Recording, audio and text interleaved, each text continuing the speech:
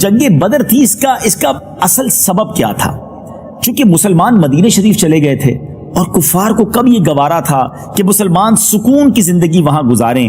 ان کے اندر ایک انتقام کی آگ جل رہی تھی کہ کسی طرح سارے مل کر یک بارگی مدینے پر حملہ کر دیں، مسلمانوں پر حملہ کر دیں اور ان کو صفائے ہستی سے مٹا دیں، دنیا میں اسلام کا نام لینے والا کوئی نہ بچے. اور بڑے جذبے کے ساتھ، بڑی تیاری کے ساتھ یہ لوگ مکہ پاک سے روانہ ہوئے.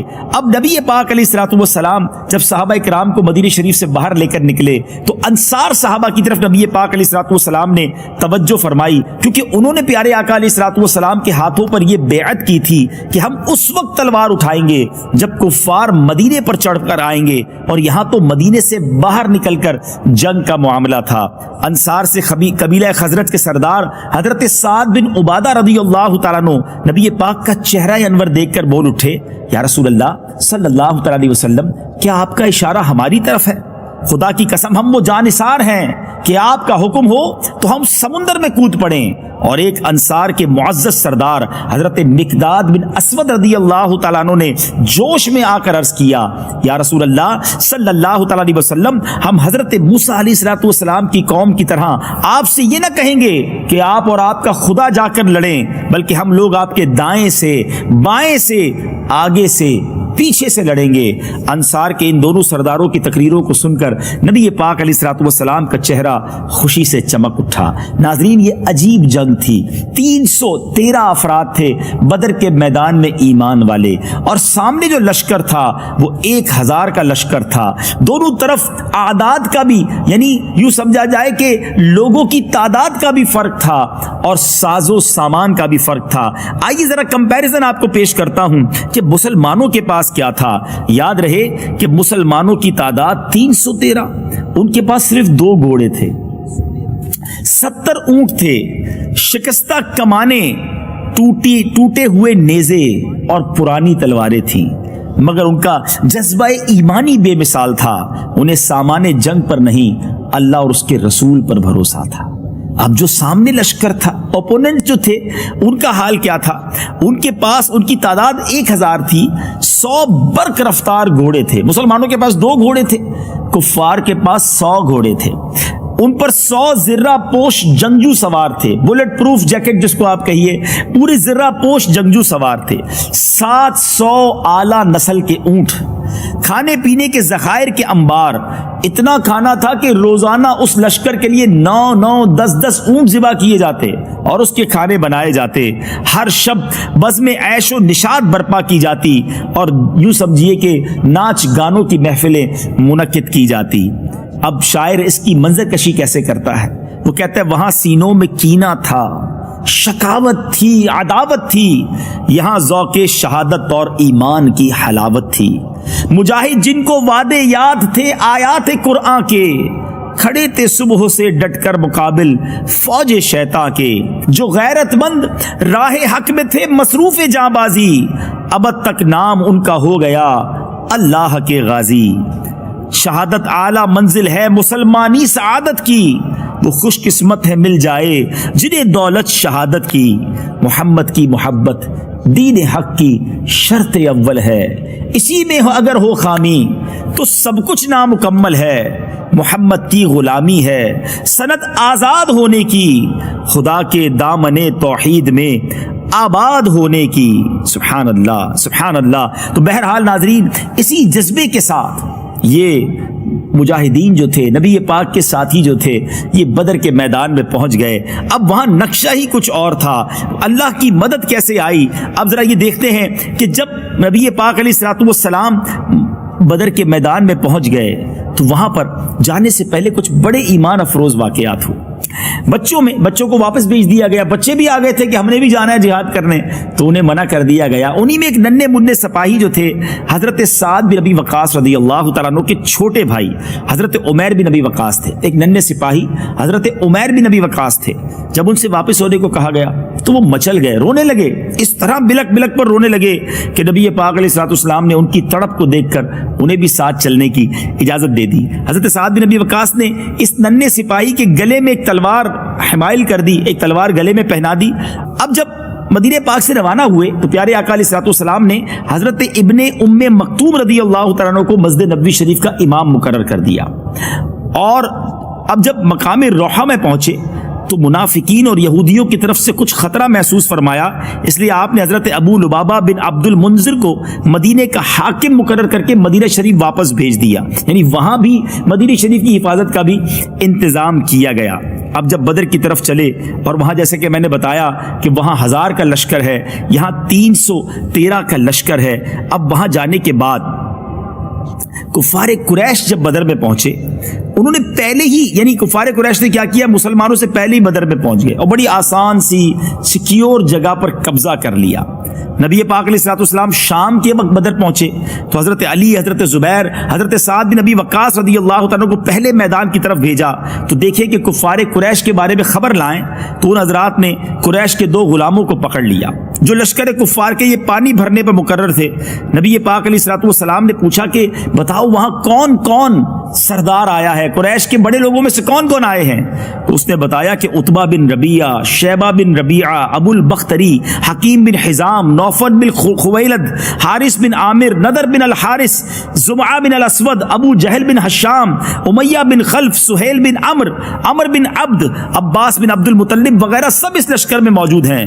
یہ جب فہرست نبی پاک نے سنی تو کیا تاریخی اعلان فرمایا، نبی پاک نے فرمایا اے مسلمانوں سن لو، مکے نے اپنے جگر کے ٹکڑوں کو تمہاری طرف ڈال دیا، یعنی فل فلیش فل پاور کے ساتھ ایچ اینڈ ایوری بڈی، یعنی یوں لگتا تھا کہ جتنے سپہ سالار تھے، جتنے بہادر ان کے تھے، جتنے سردار تھے، سب اس تیاری سے آئے تھے کہ بس یک بارگی مسلمانوں کا نام مٹا دینا ہے۔ یاد رہے ناظرین، اس دن کو یوم الفرقان یعنی فرق کرنے والا دن اس لیے بھی کہا جاتا ہے کہ یہ ڈیسائیڈر تھا، کیونکہ ان کا ارادہ یہ تھا کہ دنیا میں جتنے کلمہ پڑھنے والے ہیں ایک ہی باری میں سب کا صفایا کر دیا جائے، اور واقعی اگر ایسا ہو جاتا تو شاید پھر دنیا میں اللہ کا نام لینے والا کوئی اور نہ ہوتا۔ آگے آپ سنیں گے کہ نبی پاک نے جب بدر کی رات وہ تاریخی دعا فرمائی، اس میں الفاظ بھی کچھ اسی طرح کے تھے، مگر پھر رب نے کس خوبصورت انداز میں اپنے حبیب علیہ الصلوۃ والسلام کی مدد کی، وہ بھی آپ آگے سنیں گے۔ اب مسلمانوں کی باری آئی، وہ میدان بدر میں پہنچے تو جو جگہ انہیں ملی وہ ریتیلی تھی، اتنی ریتیلی تھی کہ گھوڑوں کے پاؤں دھستے تھے، پانی بھی نہیں تھا قریب، کوئی چشمہ بھی نہیں، کوئی کنواں بھی نہیں۔ تو اب نبی پاک علیہ الصلوۃ والسلام سے ایک صحابی نے پوچھا کہ حضور جہاں آپ ٹھہرے ہیں یہ وحی آپ کو ہوئی ہے یا ٹھہرنے کی یا کوئی فوجی تدبیر ہے؟ نبی پاک علیہ الصلوۃ والسلام نے فرمایا کہ اس بارے میں مجھے کوئی وحی نہیں اتری ہے۔ پیارے آقا علیہ الصلوۃ والسلام سے انہوں نے عرض کیا کہ حضور پھر ایسا کرتے ہیں کہ پانی کے چشموں کی طرف چلتے ہیں۔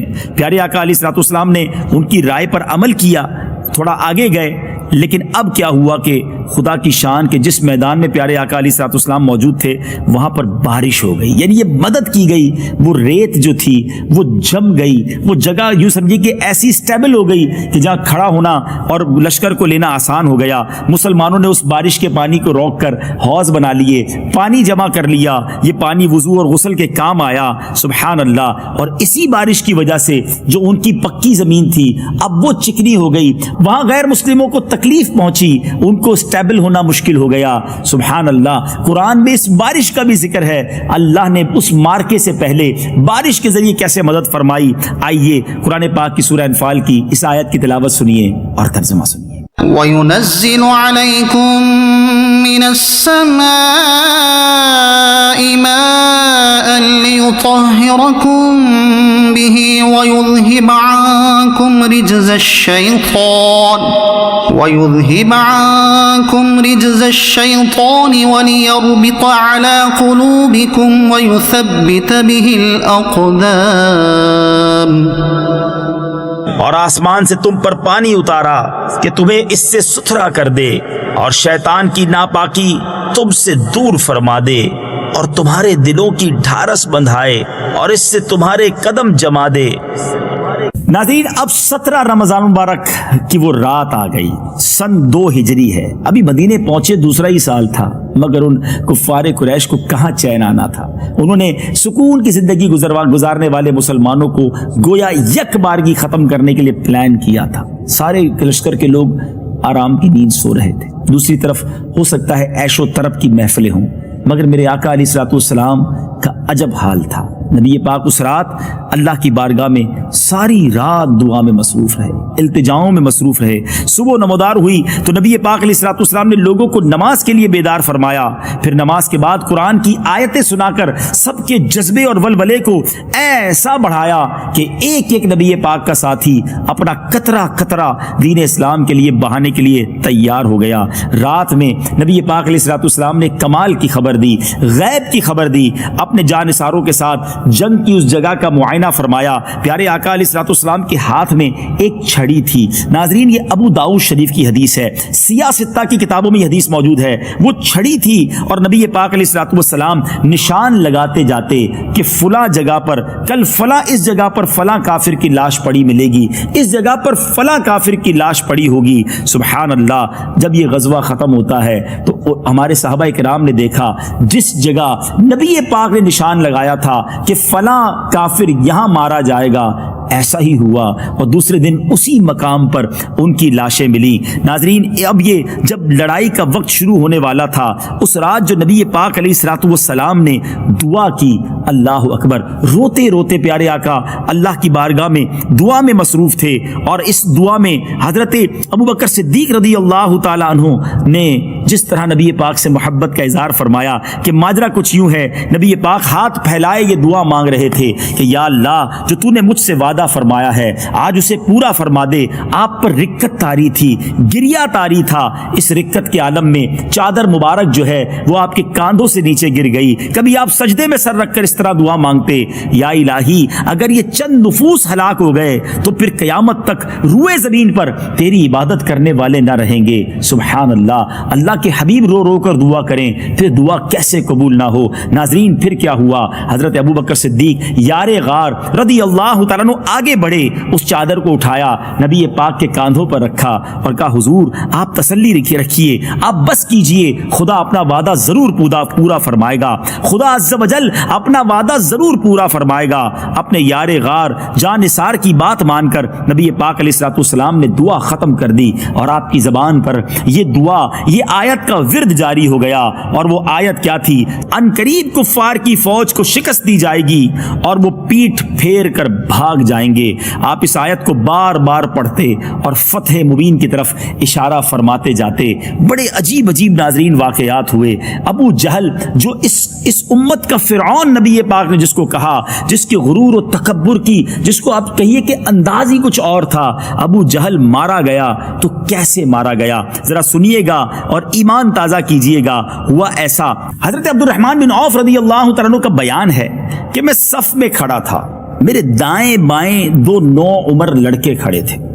ایک نے چپکے سے پوچھا کہ چچا جان، کیا آپ ابو جہل کو پہچانتے ہیں؟